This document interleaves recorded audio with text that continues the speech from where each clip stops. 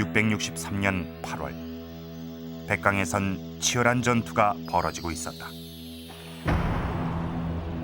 전쟁에 참여한 나라는 신라와 당, 그리고 이미 660년에 멸망한 백제와 왜였다. 이때 왜는 군사 2만 7천 명과 배 1,000척에 달하는 대규모의 지원군을 백제에 보냈다. 왜는 왜 멸망한 나라 백제에 지원군을 보낸 것일까?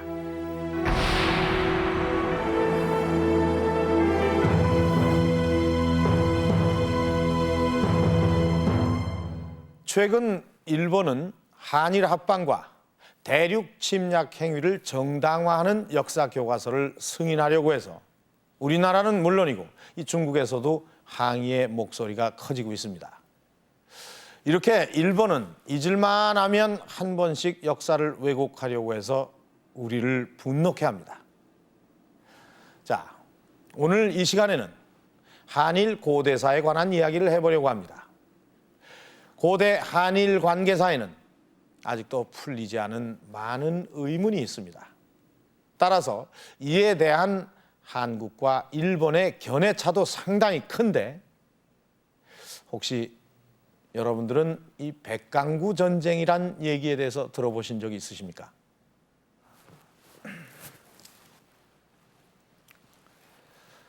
이 백강구 전쟁이란 지금으로부터 1400여 년 전인 663년 백강에서 일어난 전쟁을 말합니다. 이 백강이 지금의 어디냐 하는 데는 의견이 분분하지만 지금까지는 이 금강하구라는 것이 통솔로 여겨졌었습니다. 그런데 최근에는 이 동진강설이 유력하게 제기가 되고 있습니다. 자, 당시 이곳 백강에는 신라와 당나라의 연합군인 나당연합군, 그리고 백제군, 또 왜군이 치열하게 전쟁을 벌이고 있었습니다. 이 백강구 전쟁은 동아시아의 이 4개국이 참전한 대규모의 전쟁이었던 것입니다. 그런데 일본의 일부 학자들은 이 백강구 전쟁을 놓고 이렇게 이야기들을 하고 있습니다. 백강구 전쟁은 백제가 왜의 속국이었음을 알려주는 아주 중요한 전쟁이라는 것입니다. 글쎄요, 우리가 알고 있기로는 이 백제는 왜보다 문화적으로 훨씬 앞선 나라일 뿐만 아니라 많은 선진 문물과 문화를 일본에 전해준 나라인데 이 백강구 전쟁이 어떤 전쟁이길래 일본은 백제가 왜 속국이었다고 주장을 하고 있는 것일까요? 자, 663년 당시 백강에서 무슨 일이 벌어지고 있었는지부터 살펴보도록 하겠습니다.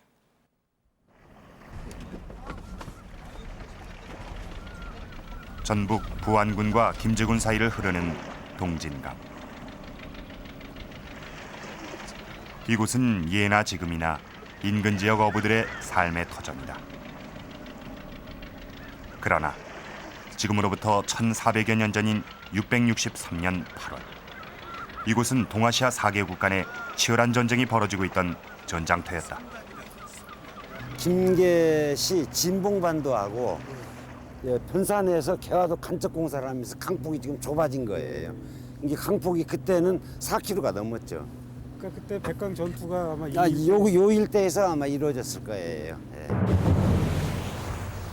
당시의 상황을 기록을 통해 자세히 살펴보면 강이 내려다보이는 언덕엔 신라와 당의 연합군인 나당연합군과 백제 부흥군이 있었고 강 위엔 왜와 당의 수군이 있었다. 이들은 여러 차례 접전을 벌였다. 663년 8월 17일 하루 동안의 전투 기록을 보면 당과 왜의 수군이 접전을 벌였는데 불리해진 왜가 잠시 후퇴했다고 적고 있다. 역사상 동아시아에서 가장 큰 사건이 백촌강 싸움이라고 생각됩니다. 기록에 보면은 일본이 400척의 배에다가 2만 7천 명의 당시 군대를 보냈습니다. 여기에는 당나라가 참여했고 고구려가 참여했고 백제가 참여했고 신라가 참여했습니다. 당시 알려져 있는 동아시아의 모든 국가가 참여한 전쟁입니다. 663년 백강에선 왜 이런 대규모의 전쟁이 벌어지게 된 것일까? 부여읍 정림사지에 있는 5층 석탑. 미륵사지 석탑과 함께 대표적인 백제 석탑으로 손꼽히고 있다.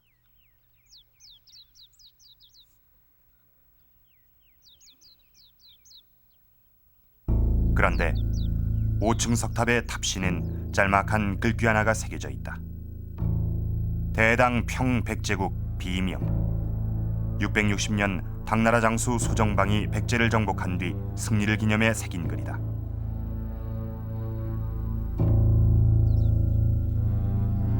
그러나 백제는 그대로 역사 속으로 사라지지 않았다. 예, 다 왔죠, 주류선생. 여기가 이제 성터예요. 예, 저기 보이는 예. 부안군 상서면에 있는 능가산엔 우금산성이란 성이 있다. 당시 주류성으로 추정되는 이곳은 백제 부흥군들이 부흥운동을 하던 곳이다.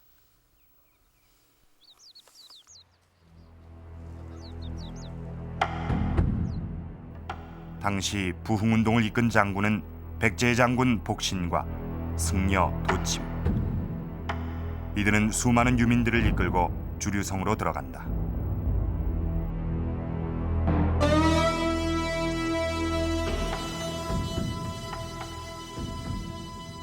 그리고 복신은 외에 사신을 보내 당시 외에 거주하고 있던 의자왕의 아들 부여풍을 보내줄 것을 요청한다.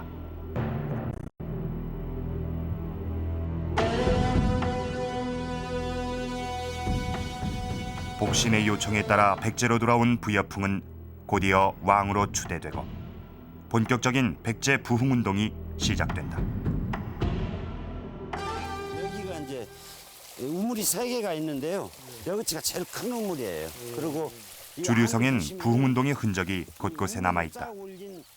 부흥군들이 썼을 법한 우물이 있고 왕궁터로 보이는 축대도 있다.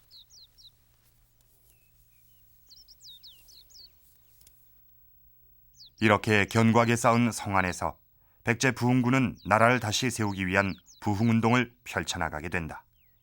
이 성 둘레가 지금 한 4km 되거든요. 근데 너무나 그 은폐와 은폐가 되는 것이고 또 성 앞으로 수구가 한 군데밖에 없잖아요. 그러니까 방어하기에 일당 백을 방어하기 아주 좋은 조건이었고 그래서 3년간이나 긴 시간을 버틸 수 있었다.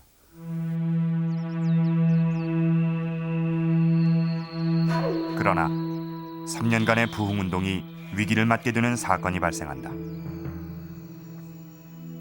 663년 부흥군을 이끌던 부여풍과 복신 사이에 내분이 일어난 것이다.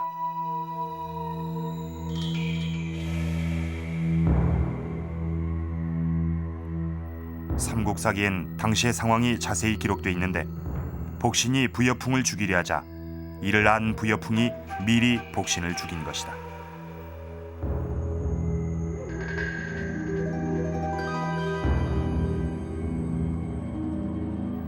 이러한 내분을 틈타 나당연합군은 백제 부흥군을 기습 공격한다. 일본서기에 의하면 부여풍이 자신의 장수를 죽인 것을 안 신라가 곧바로 백제를 공격한다고 기록하고 있다.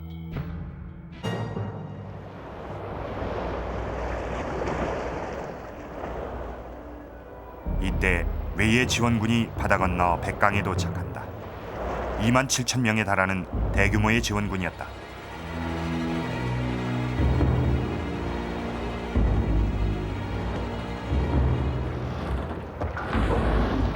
그리고 백강에선 왜군과 백제군 그리고 나당연합군 간의 치열한 전쟁이 벌어진다. 하지만 출병한 지 보름 만에 왜군은 나당연합군에게 패배하고 만다.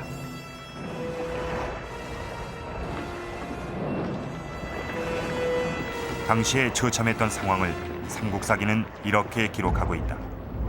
4번 싸워서 모두 이기고 대 400척을 불사르니 연기와 불꽃이 하늘로 오르고 바닷물도 붉은 빛을 띠었다.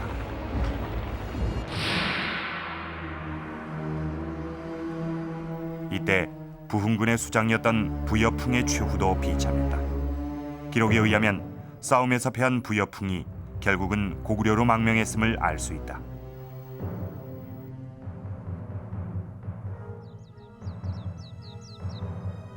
이렇게 백강구 전쟁으로 구심점을 잃은 백제는 이후 힘없이 무너졌다.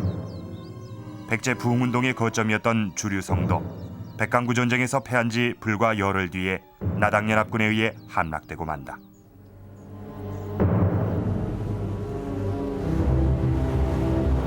(663년) 백강에서 벌어졌던 백강구 전쟁. 그것은 백제 최후의 전쟁이었다.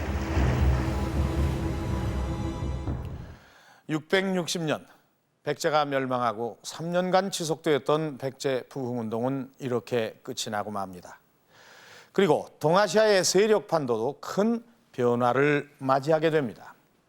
이 동아시아는 당과 신라가 주도권을 쥐게 되고 668년 결국 고구려가 멸망하면서 이 한반도에는 신라의 시대가 도래하게 되는 것입니다. 자, 이렇게 동아시아의 세력 판도에 큰 변화를 가져왔던 백강구 전쟁. 우리가 여기서 특히 주목해야 할 점은 외의 참전입니다. 백제는 이미 멸망한 상태였고 부흥군들만이 나라를 되살려 보겠다고 신라와 맞서고 있었습니다. 그런데 이러한 백제를 외에서는 적극적으로 지원을 하겠다고 나선 것입니다. 이 일본의 일부 학자들이 백제가 왜 속국이었다고 주장을 하는 것도 바로 이런 이유 때문입니다. 백제가 왜 속국이 아니라면 멸망한 백제에 대규모의 지원군을 보낼 이유가 없다는 것입니다. 일본 학자들이 백제가 왜 속국이라고 주장하는 것도 바로 이 부여풍이라는 인물 때문입니다. 이 부여풍은 백제 부흥운동을 이끌었던 백제 왕자인데 이 부흥운동에 참여하기 전에 이 부여풍의 행적이 아주 흥미롭습니다. 자, 지금 보시는 이 기록은 일본의 역사서인 이 일본서기에 나와 있는 그런 기록입니다. 서명기 3년 이 백제 의자왕은 왕자 풍장을 보내 진로 삼았다. 이렇게 기록이 되어 있습니다. 서명기 3년이라면 631년. 그러니까 631년에 이 왕자 부여풍이 외로 보내졌다는 그런 기록인데 우리가 여기서 눈여겨봐야 할 것은 바로 이 밑에 나와 있는 질이라는 그런 한자입니다. 인질이라는 의미를 담고 있는 그런 한자죠. 자, 이번에는 우리의 기록을 한번 살펴보도록 하겠습니다. 삼국사기에 나와 있는 그런 기록입니다. 661년 일찍이 외에 진로 보내졌던 옛 왕자 부여풍을 모셔다가 왕으로 삼았다. 자, 이것은 왕자 부여풍이 백제 부흥운동을 이끌기 위해서 백제로 돌아왔다는 그런 기록입니다. 그런데 여기에도 질이라고 표현이 되어 있습니다. 자, 이 일본 서기와 삼국사기 이 두 기록을 종합해 볼 때 이 부여풍은 631년에서부터 661년까지 30년간 외에 인질로 있었다는 그런 얘기가 됩니다. 과연 부여풍은 인질이었던 것일까요?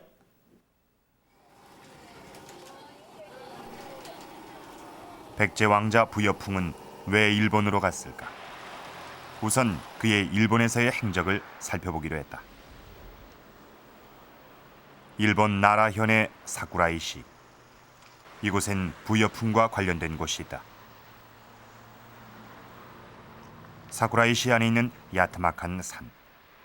이 지역 사람들 사이에 신령스러운 산으로 여겨지는 미와산이다. 일본서기에 의하면 부여풍은 이곳에 벌통 4개를 놓아 길렀다고 한다. 이외에도 일본서기엔 부여풍에 대한 기록이 남아있는데 코우토쿠 천황 때인 646년엔 조정에서 하는 중요한 행사에 부여풍이 모습을 나타낸다. 신년 초 천황을 비롯한 외 조정의 모든 대신들이 참석하는 성대한 신년 할애 의식에 부여풍도 함께한 것이다.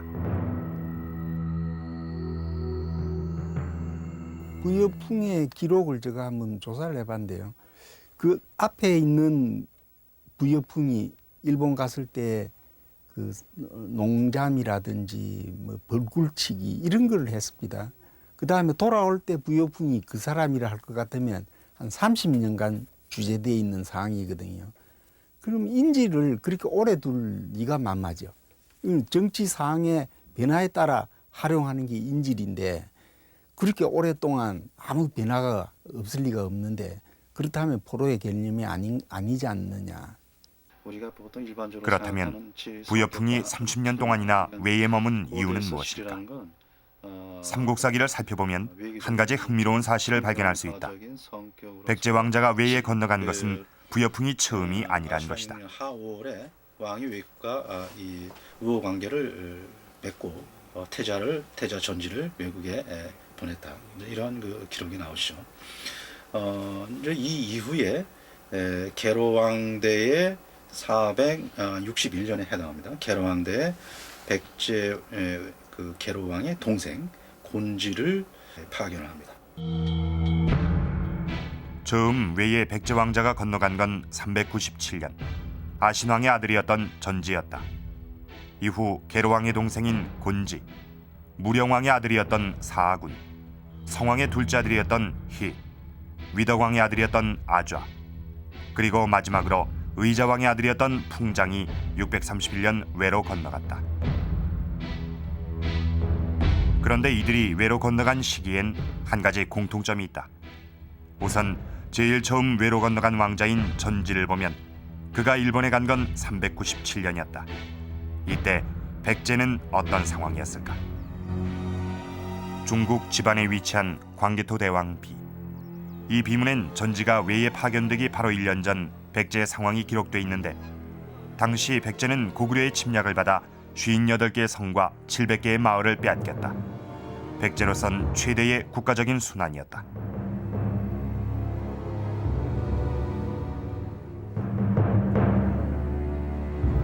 전지 이후 외에 파견된 백제 왕자는 계로왕의 동생인 곤지다. 일본엔 7년간 외에 거주했던 곤지의 흔적이 남아있다. 오사카에 위치한 아스카베 신사. 이곳은 옛 곤지 신사다.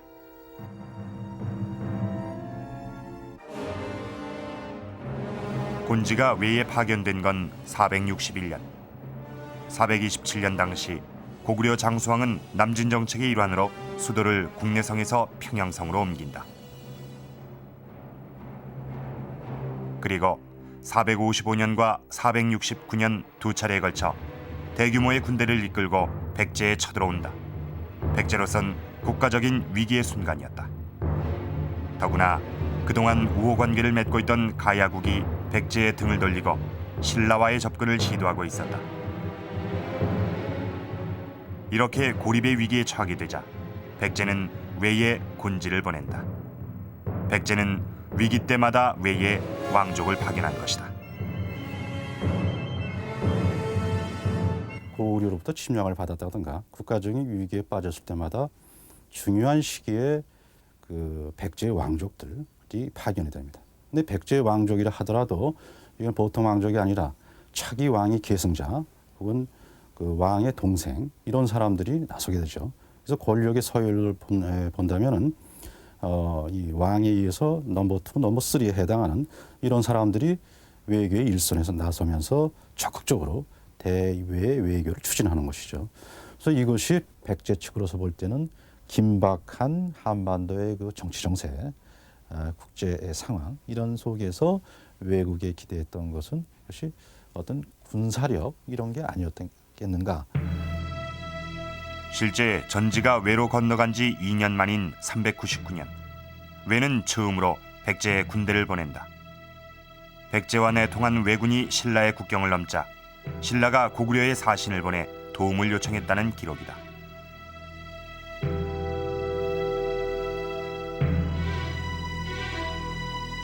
그리고 이후에도 백제가 위기일 때마다 왜는 지원군을 파병한다.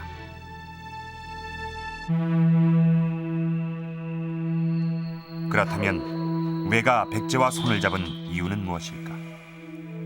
그 단서는 바로 이곳 일본 나라현에 위치한 호류사에 있다. 호류산은 백제에서 건너간 사람들이 지은 절로 수많은 유물을 통해 백제의 흔적을 볼 수 있는 절이다. 그런데 이곳에 눈길을 끄는 것이 하나 있다. 바로 주춧돌이다. 집을 지을 때면 의당 들어가는 것으로 신기할 것도 이상할 것도 없는 것이다. 그런데 일본에서 이 주춧돌은 특별한 의미가 있다. 일본 후쿠오카에 위치한 미즈키 발굴 현장. 이곳엔 고대 일본인들이 살았던 집의 형태를 엿볼 수 있는 흔적들이 남아 있는데 바로 곳곳에 파여 있는 구멍들이다. 우리와 같은 주춧돌은 어느 곳에도 보이지 않는다. 고대 일본인들은 바닥에 구멍을 뚫고 나무 기둥을 꽂은 뒤 그 위에 나무 껍질을 얹었다. 그러나 같은 시기 백제인들은 주춧돌을 이용해 견고한 건물을 짓고 있었다. 나무 기둥을 이용한 원시적인 형태의 집에 살던 외인들에게 주춧돌을 전해준 것이 6세기 중엽 백제의 기술자들이었다. 외국 쪽에서 보니까 백제의 문화에 대한 우수성, 백제의 문물에 대한 선진성 이런 거를 상당히 강하게 느꼈던 겁니다. 그 당시 이 외국 같은 경우는 4세기 기내의 그 대화 정권, 외왕권이 4세기 이후에 출현을 하면서 5세기, 6세기의 고대국가 형성 과정에 있었습니다. 그러니까 우수한 문화, 문물이 필요했던 때죠.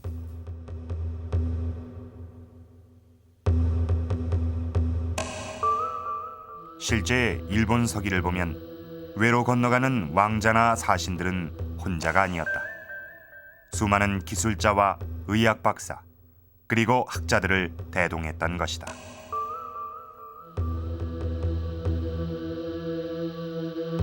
백제에서 가는 사람들을 보면 대부분 선진 문물을 갖고 갑니다. 무슨 책을 갖고 간다든가 불교 관계를 갖고 간다든가 이런 선진 문물을 갖고 가고 있고, 일본에서 백제에 보내는 걸 보면 대부분 군사원조와 관계가 있는 것들입니다. 따라서 큰 눈으로 보면은 당시에 일본은 한반도에서 그 신라 고구려와 싸우고 있는 백제를 군사적으로 지원해주고, 백제는 일본의 선진 문물을 제공해주는 이런 관계였다. 따라서 거시적으로 얘기하면 당시에 백제와 일본과의 관계는 그 특수한 용병 관계에 있었다 이렇게 얘기를 해야 할 겁니다. 그렇다면 부여풍도 같은 이유로 왜에 건너갔을까? 당시의 국제 정세를 보면 642년 백제의 의자왕은 신라의 대야성을 함락했다. 그리고 그해 8월 백제는 고구려와 함께 신라의 당항성을 쳤다.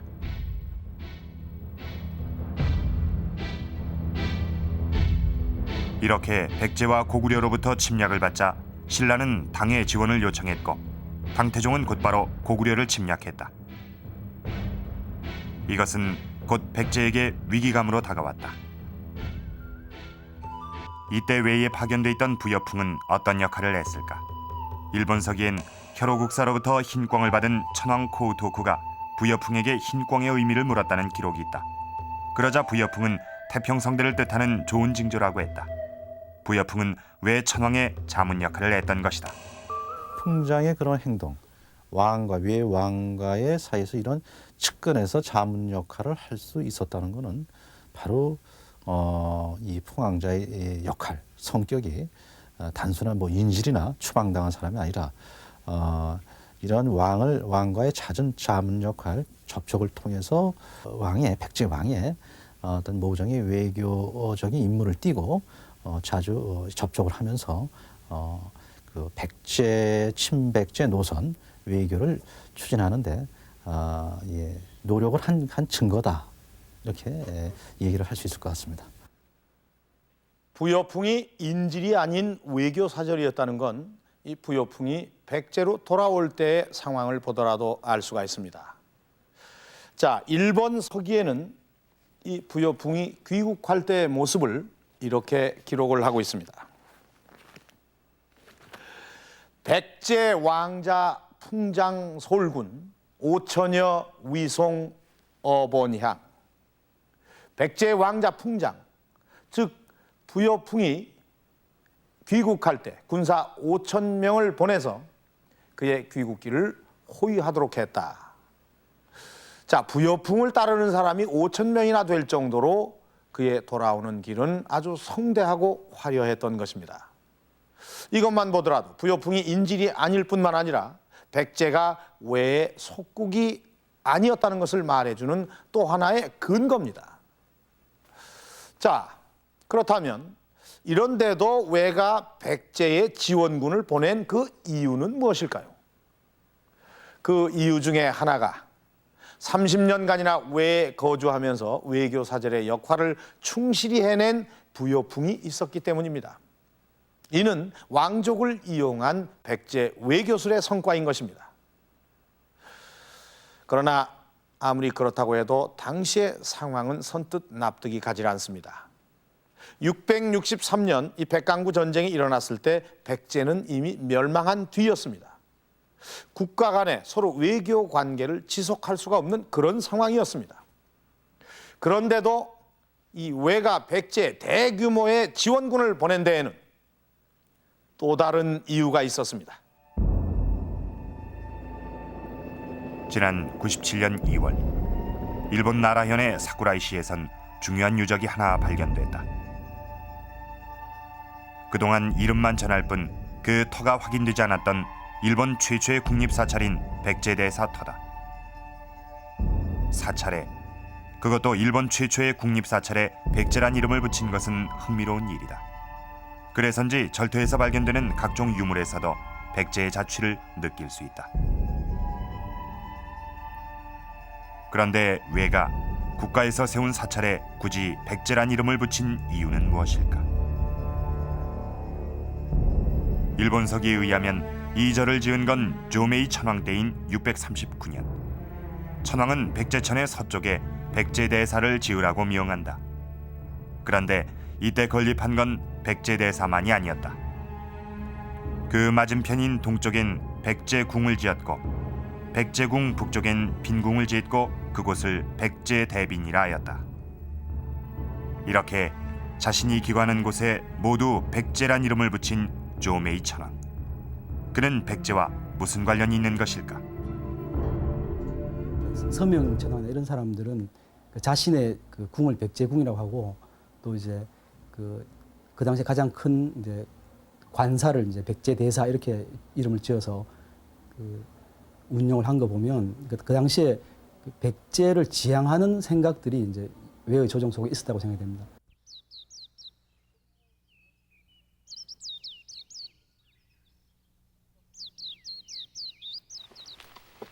외 조정, 특히 천황가와 백제의 관련성을 더욱 짙게 하는 것이 663년 백제의 지원군 파병 과정이다.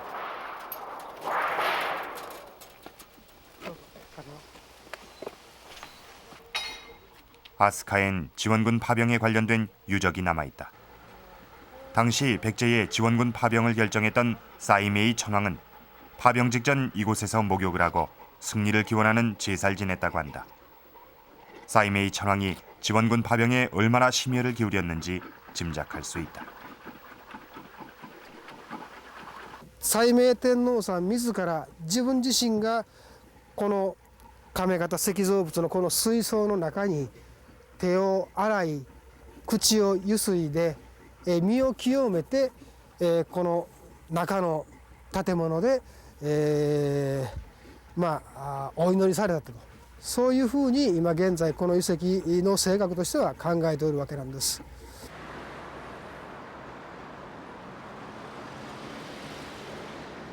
아스카에 인접한 오사카. 오사카를 상징하는 오사카 성 앞엔 궁터가 하나 남아있다.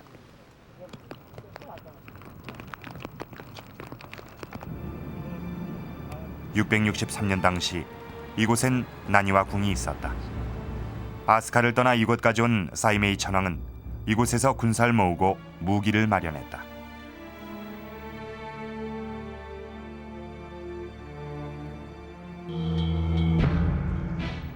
그런데 사이메이 천황은 군사 모집만을 지휘한 것이 아니었다.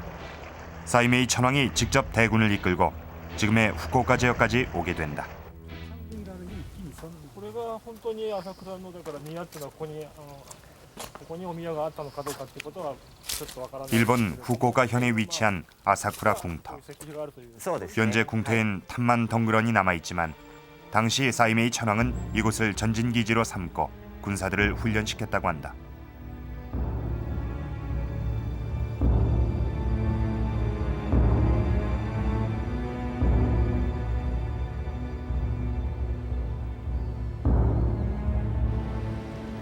그러나 사이메이 천황은 지원군이 백제로 파병되는 모습을 보지 못한다. 아사쿠라 궁터에서 10분 거리에 있는 제명제 고장지. 제명, 즉 사이메이 천황을 장사 지낸 곳이란 뜻이다.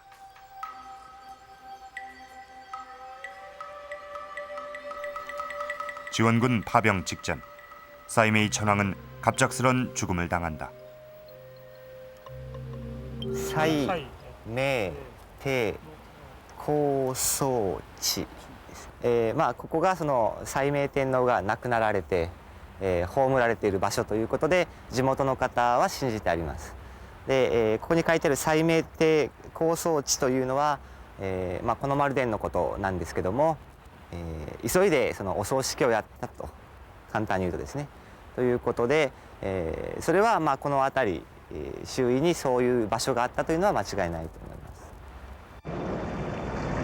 하지만 당시 위인들 사이에선 지원군의 패전을 암시하는 동요가 떠돌았다고 한다. 이 동요는 지원군 파병을 반대하는 무리들이 많았다는 것을 의미한다. 그리고 그것은 사이메이 천황의 죽음과 무관하지 않아 보인다. 근데 결과적으로 보면 제명제도 거기서 죽습니다. 죽음의 원인에 대해서는 밝혀지지 않았지만 아마도 출병에 반대하는 그런 그 세력들에 의해서 죽음을 당한 것이 아니냐. 이렇게 반대 세력에도 불구하고 출병을 감행했던 사이메이 천황의 뜻은 사이메이 천황에 이어 황제 자리에 오른 텐지 천황에 의해 실현된다. 현재 일본 시가현 오츠시에 있는 오미신궁에 모셔져 있는 텐지 천황은 상복을 입은 채로 백제의 지원군 파병을 명령했다. 오미신궁엔 건물 앞마당 중앙에 해시계가 놓여 있다. 그런데 이 해시계엔 위에서 백촌강까지의 거리가 표시돼 있어 당시 백강원정에 대한 천황의 생각이 어떠했는지를 보여주고 있다. 천황이 직접 나선 지원군 파병. 그것은 고대 일본 천황가와 백제가 밀접한 관계였음을 말해주고 있다.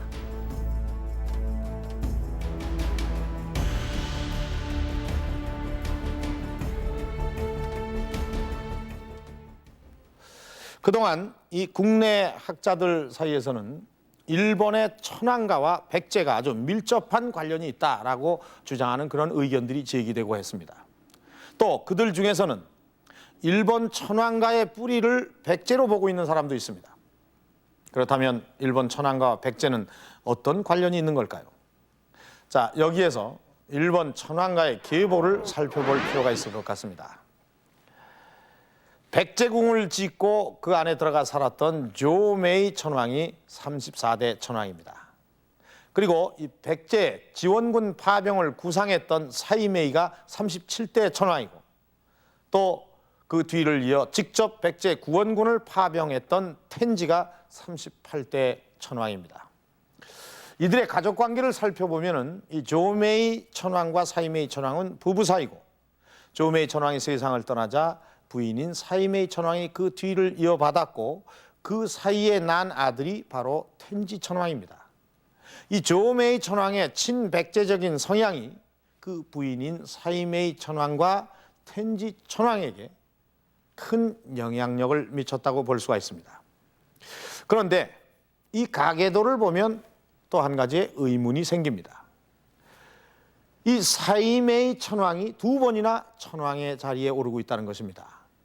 이 조메이 34대 천황이 세상을 떠나자 35대 천황으로 그 부인이 뒤를 이어받았습니다만 그때는 고격구 천황으로 불리었고 또 사이메이 천황으로 제37대 천황으로 두 번이나 자리에 오르게 된 것입니다.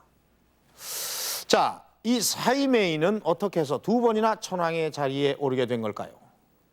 우리가 그 이유를 알 수 있다면 이 사이메이 천왕과 백제와의 관계, 그리고 이 사이메이 천왕이 총력을 기울여서 백제의 지원군을 파병한 그 이유도 알 수 있을 것 같습니다. 일본 나라현의 아스카. 이곳엔 이시부다이 고분이라 불리는 거대한 돌무덤이 있다. 현재 석실 내부는 사람들이 드나들 수 있도록 공개돼 있는데 50여 명은 좋게 들어갈 수 있는 규모다.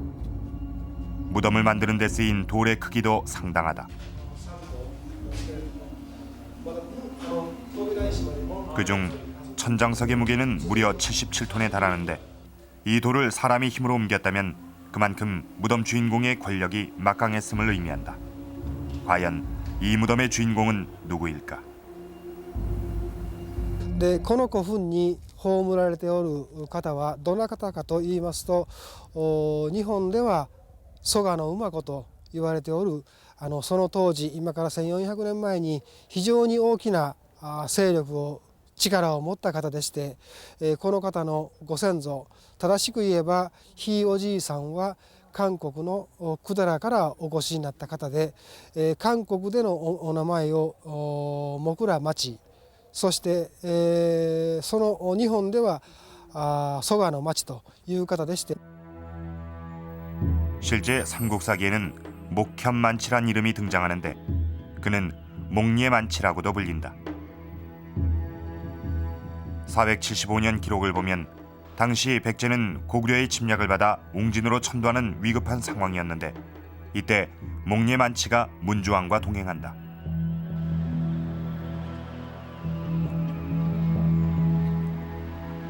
그러나 웅진성으로 천도한 뒤엔 삼국사기 어디에도 목예만치에 대한 기록이 보이지 않는다. 그는 어디로 간 것일까? 그런데 공교롭게도 목예만치와 성만 다를 뿐 이름이 똑같은 소간호 만치란 인물이 이후 일본 역사서에 등장하기 시작한다. 그러니까 한성이 이제 고구려에 의해서 함락이 되고 웅진으로 천도할 때 공을 세웠던 이제 귀족으로서 목례만치라고 하는 이제 귀족이 있습니다. 이 사람이 웅진 천도에 절대적인 공을 세운 다음에 역사 기록에서 이제 사라지고 있는데 이 사람이 바로 일본 열도로 이제 망명을 해가서 소가 지역을 개척을 하게 되고 거기서 이제 세력을 이제 부식시켜 나갔는데 6세기 중반경에 와서는 일본 조정, 외조정의 어떤 강대한 그 호족 세력으로 성장해 나갔다는 것입니다. 일본 나라현에 위치한 아스카사, 일본 최초의 사찰로 유명하다.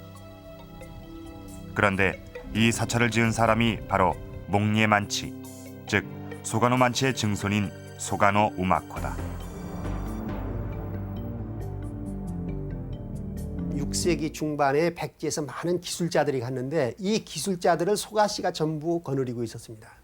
그리고 이것이 경제적인 기반이 됐습니다. 따라서 당시로서는 선진 지식을 갖고 있는 사람들이 그 권력의 상층부에 올라갈 수 있었던 거죠. 오늘날도 우리가 정보를 갖고 있는 사람들이 그 돈을 버는 것하고 똑같은 이치입니다. 실제 당시 백제 문화의 영향력을 짐작하는 기록이 있다. 아스카지의 완공을 기념한 사리안치식에 참석한 인사들이 백제 옷을 입자 보는 이들이 모두 기뻐했다. 그만큼 백제 문화는 외인들에게 선망의 대상이었던 것이다. 이러한 분위기 속에서 소간호 가문은 권력을 잡을 수 있었던 것이다. 그리고 그들의 권력을 보다 확고히 할 수 있는 기회가 찾아온다. 목예만치, 즉 소간호 만치의 손자인 소간호 이남에겐 두 딸이 있었다. 그는 두 딸을 29대 천왕인 흰메이와 결혼을 시킨다. 그리고 두 딸은 요메이 천왕과 스이코 천왕, 스슌 천왕을 낳는다. 소간호 가문은 3대에 걸쳐 천왕가의 위척이 되는 것이다. 외 왕에게 자신의 그 딸을 왕비로 이제 보내고 그렇게 됨에 따라서 외 왕가의 외척 세력이 됐었던 것이죠. 그래서 이제 자신의 어떤 이해관계에 맞지 않는 이제 외 왕의 경우는 이제 퇴출을 시킨다든지 막 그랬을 정도로 외 조정을 좌지우지했던 그러한 이제 위치에 있었고. 641년 소간호 구리야마다이시 기와마로란 사람에 의해 지어진 사찰 야마다사는 현재 터만 남아 있지만 그 규모가 상당히 컸음을 알 수 있다.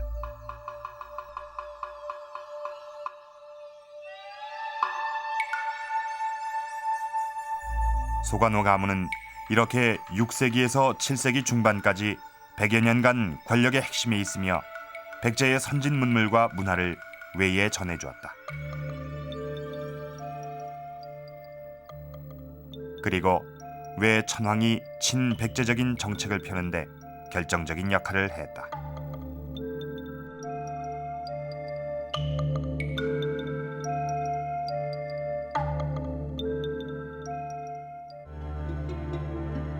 바로 이 즈음 천황자리에 있었던 인물이 백제궁과 백제대사를 지었다는 조메이 천황이고, 그 뒤를 이어 그의 부인인 고교쿠가 황제 자리에 오른다.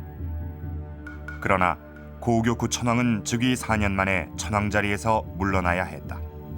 그것은 고교쿠 천황의 동생인 고토쿠 황제와 황태자 나카노에가 일으킨 나이카 개신이란 사건 때문이었다.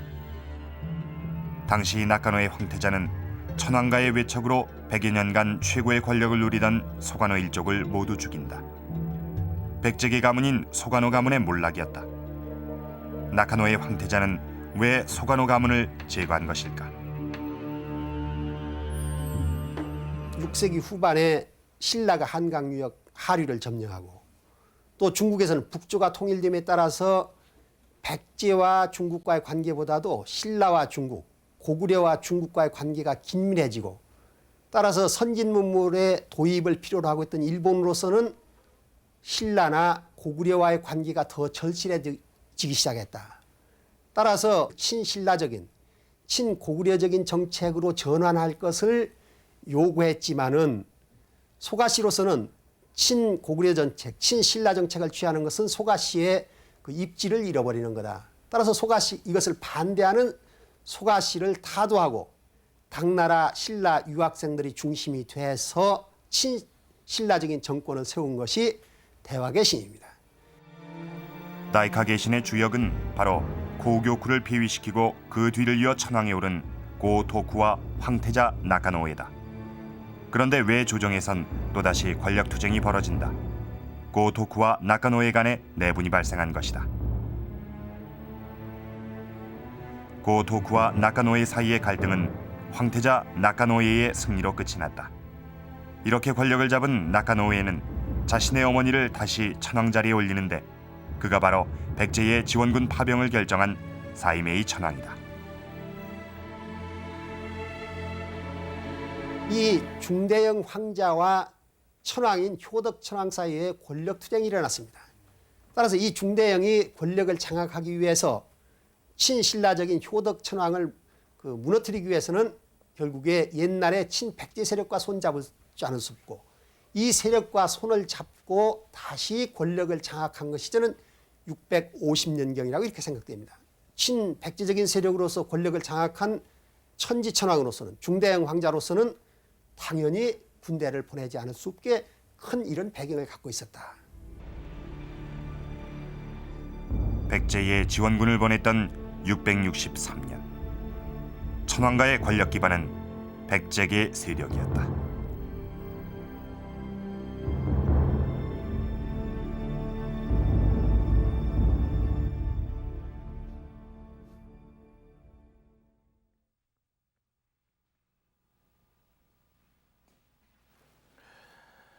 사이메이 천황이 백강구 전쟁에 서둘러서 지원군을 보내게 된 이유, 그것은 고대 일본 외 속에서 백제계의 영향력이 얼마나 컸는지를 짐작하게 해줍니다. 자, 지금 보시는 것은 이 신찬성시록이라는 그 일본 책입니다. 이 책은 고대 일본을 지배했던 가문들을 소개해 놓은 그런 책입니다. 모두 3부로 엮여져 있는데요. 그중 3부에는 고대 일본을 지배했던 외국인들이 소개가 되어 있습니다. 그 내용을 한번 보도록 하겠습니다. 모두 328개의 가문이 소개가 되어 있는데, 그중에 이 고구려계가 42개의 가문, 그 다음 신라계가 9개의 가문, 가야계가 10개의 가문, 그리고 중국계가 109개 가문이 되어 있습니다. 그 다음 백제계가 158개 가문이 소개가 되어 있습니다. 반수 이상이 백제에서 건너온 그런 가문인 것입니다. 이것은 고대 일본, 그것도 고위 지배층에 대한 백제의 영향력이 얼마나 컸는지를 보여주는 또 하나의 단적인 사례인 것입니다. 이 소간호 씨의 가문도 그 중에 하나인 것입니다. 자, 이러한 배경 속에 663년 외선 천척과 왜군 2만 7천 명이 백강으로 오게 됩니다. 그러나 이런 대대적인 지원 파병에도 불구하고 전쟁은 백제군과 왜군의 처참한 패배로 끝이 나고 맙니다. 그리고 이것은 왜에게 크고 작은 변화를 가져옵니다.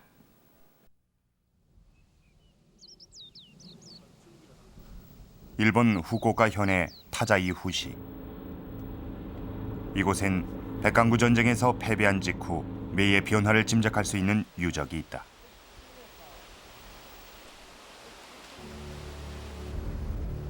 언덕을 따라 견고하게 쌓여진 오노성. 산기슭에 거대한 돌을 켜켜이 쌓아 외부로부터의 침략을 막고 있다.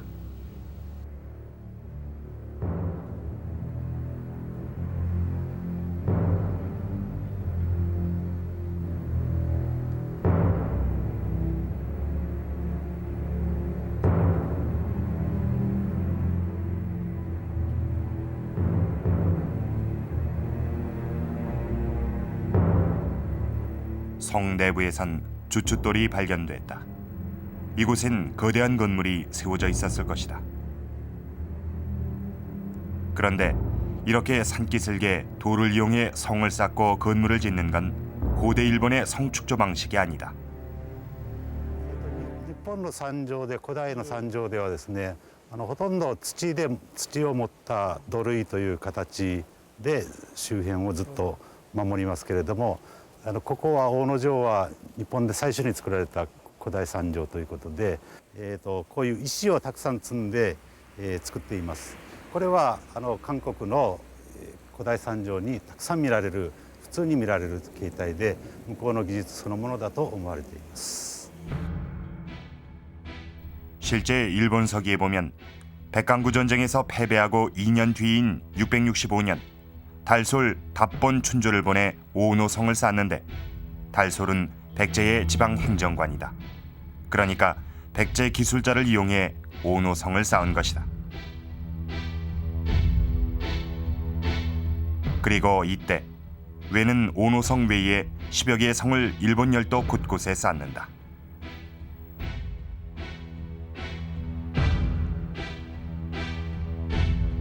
당시 이제 그 백제가 이제 무너지게 되자 그때 그 외 조정은 굉장히 그 긴장하게 됐습니다. 왜냐하면 백제의 몰락이라고 하는 것은 몰락 그 자체로 끝나는 게 아니라 일본 열도의 이제 군사적인 위협으로 이제 백제 몰락이 이제 다가오게 됐기 때문에 이 일본 열도 일원을 이제 방어하기 위해서 군사적 어떤 긴장감이 고조되는 그런 상황에서 백제 계통의 장군들을 동원해 가지고 북규시라든지 세도나이카이라든지 이런 데다가 이제 성을 쌓기 시작했던 것입니다. 당시 왜가 얼마나 긴장하고 있었는지 짐작할 수 있는 유적이 또 한 곳 있다.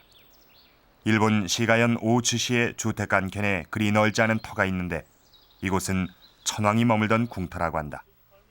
663년 백강구 전쟁에서 패한 직후 왜는 아스카에서 이곳 시가현의 오츠로 궁을 옮긴다. 침략에 대비해 수도를 내륙 깊숙한 곳으로 옮긴 것이다. 백제가 이 지구상에서 백제라는 이름이 없어졌기 때문에 그 다음 그 단계는 일본이 아니겠는가 하는 그 두려움 때문에 폐쇄적이면서 대외관계는 폐쇄적이면서 자위적인 그런 그 철동 같은 국방태세로 나갔던 것입니다. 그래서 일본이 그 백강 전쟁에서 입었던 그 피해와 영향은 국제사회의 당분간 그 모습을 드러내지 않고 자체 개혁을 할 수밖에 없었던 그런 쪽으로 나갔다 이렇게 봐야 되겠습니다.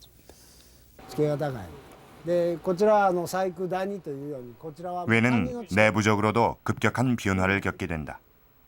백강구 전쟁 이후 백제 유민들이 대거 외로 건너오기 때문이다. 지금은 현대식 도로가 나 있는 이곳엔 원래 거대한 사찰이 있었다. 사찰의 이름은 백제니사. 이름에서도 짐작할 수 있듯이 이곳은 백제에서 망명해 온 사람들과 깊은 관련이 있다. 何話で作ってるの全く分かってなかったんです。日本書紀という書物を調べますと、そこに、あれは西暦664年でしたか、百済の王族を、要するに白鷺の絵で敗れた百済の王族を浪速に住ませたという記録が出てくるわけですね。ですから、その時に百済から亡命してきた百済の王族がこの場所に住んでいたということをはっきりと示したわけですね。 백제니사에서 나온 유물들은 이곳이 백제 왕족들의 터전이었음을 짐작케 한다.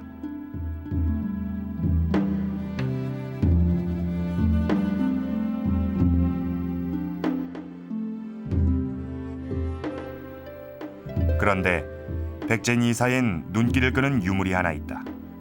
바로 엽전이다.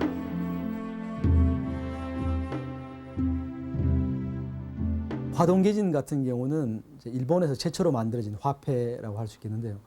그 화폐의 발행은 철저하게 국가가 관장하고 있는 일이고, 그래서 엄격하게 일본에서는 사주전, 즉 사사로이 그 동전을 만드는 일을 금하고 있었습니다.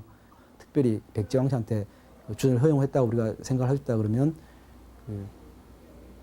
그 당시 백제왕씨의 사회적 지위가 그 일본 왕가에서 충분히 인정을 하고 또 그 화폐를 주저해도 괜찮다고 할 만큼 그 신뢰할 수 있는 상대라고 하는 그런 그 의식이 있었던 게 아닌가 생각이 됩니다.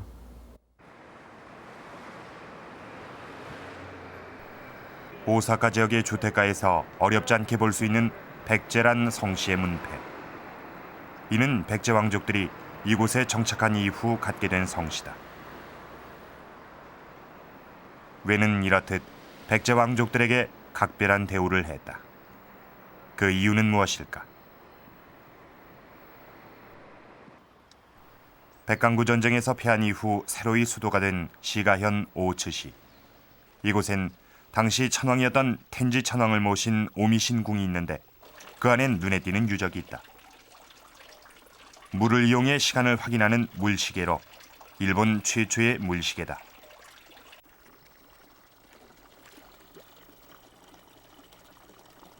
그런가 하면 오미신궁 앞마당엔 해시계가 있다. 그런데 이러한 물시계와 해시계를 만든 사람은 다름 아닌 백제에서 망명해온 사람들이었다. 일본서기에 의하면 당시 오미로 수도를 천도한 외는 백제 유민 400여 명을 지금의 오츠시인 오미 근처로 이주시킨다.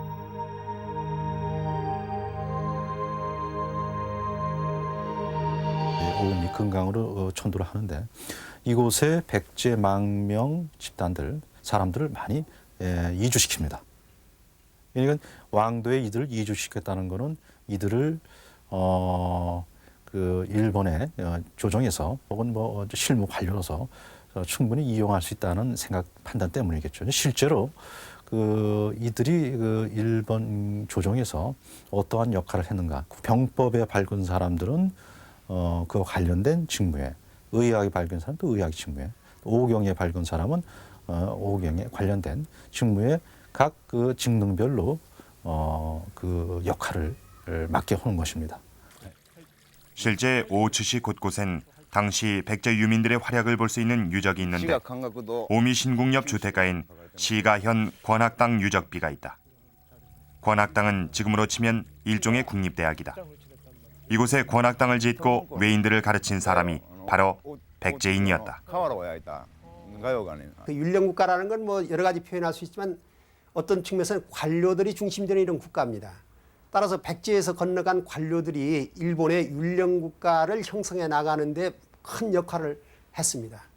또 하나는 역시 당시에 백제에서 많은 사람들이 건너갔고 선진 기술을 갖고 있었기 때문에 전반적인 일본의 수준을 높이는 데도 크게 기여했으리라고 생각됩니다. 일본 시가현에 있는 석탑사. 이곳엔 백제인들이 만든 수많은 석탑과 불상들이 즐비하게 늘어서 있다.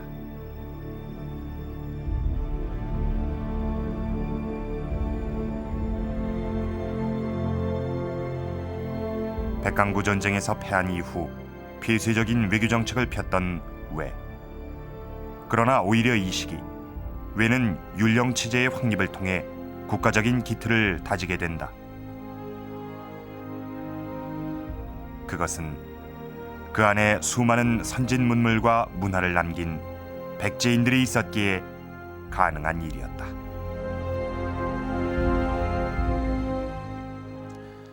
흔히들 백제 문화의 정수를 보려면 일본을 봐야 한다고 이야기들 합니다.